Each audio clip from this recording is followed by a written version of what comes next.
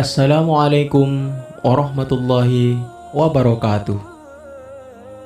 Abu Nawas adalah pujangga Arab dan merupakan salah satu penyair terbesar sastra Arab klasik. Penyair ulung sekaligus tokoh sufi ini mempunyai nama lengkap Abu Ali Al-Hasan Bilhani Al-Hakami dan hidup pada zaman Khalifah Harun Al-Rasyid di Baghdad pada tahun 806 sampai 814 Masehi. Menjadi orang pintar dan cerdik mesti siap diadu dengan yang selevel. Begitu juga dengan Abu Nawas.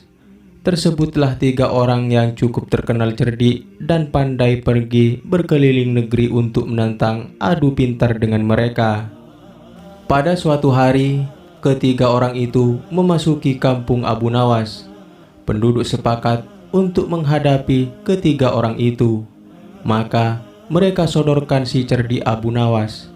"Saya yakin Abu Nawas bisa mengatasi 3 orang itu," ujar salah satu seorang penduduk.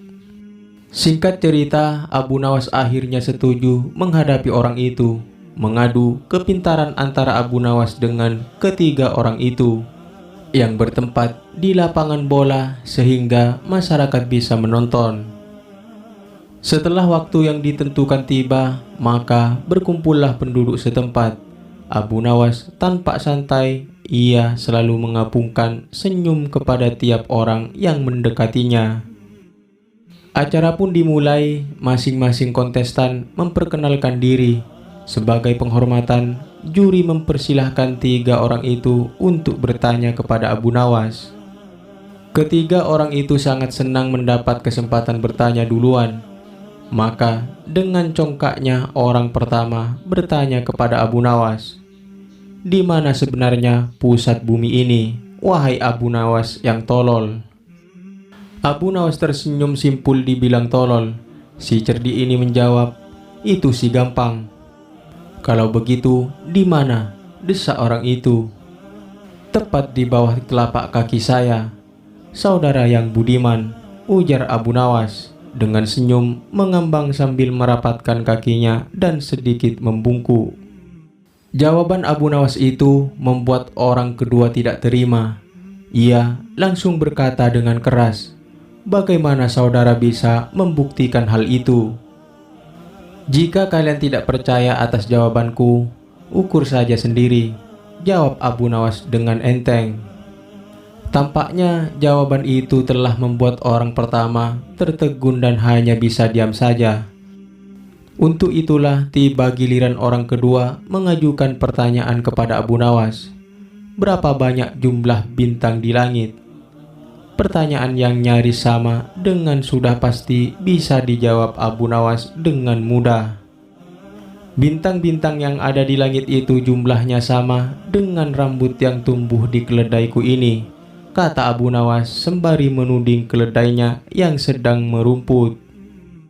"Kalau Anda tidak percaya, hitung saja rambut yang ada di keledaiku ini. Nanti saudara akan tahu kebenarannya," jawab Abu Nawas. Baginda percaya nggak percaya Abu Nawas bisa ke bulan, itu si bodoh.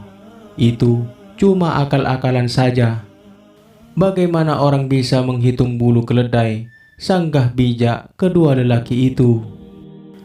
Mendengar jawaban itu, si orang kedua pun langsung mengunci mulutnya.